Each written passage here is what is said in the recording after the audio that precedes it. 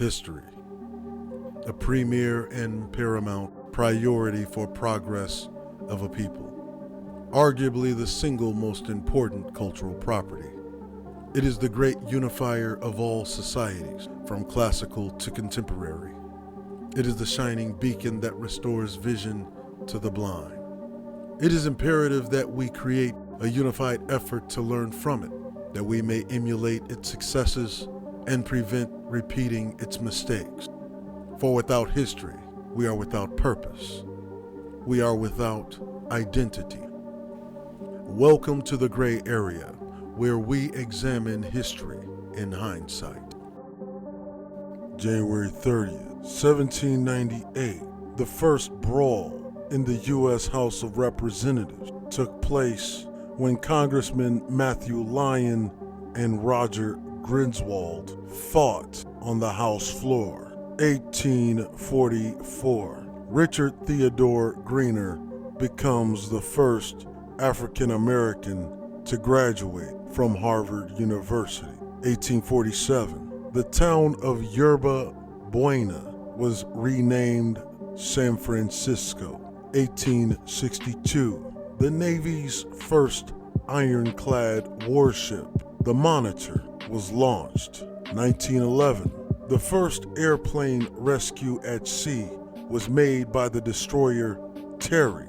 Pilot James McCurdy was forced to land in the ocean about 10 miles from Havana, Cuba. 1995, the UN Security Council authorized the deployment of a 6,000-member UN peacekeeping contingent to assume security responsibilities in Haiti from U.S. forces. 1997, a New Jersey judge ruled that the unborn child of a female prisoner must have legal representation.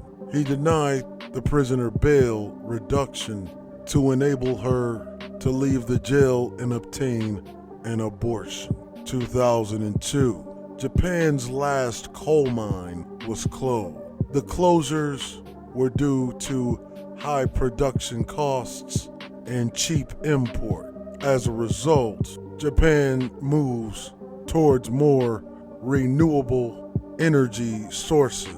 In fact, it would be the first country in the world to do so. 2005, in Iraq, the first free parliamentary elections are held since 1958.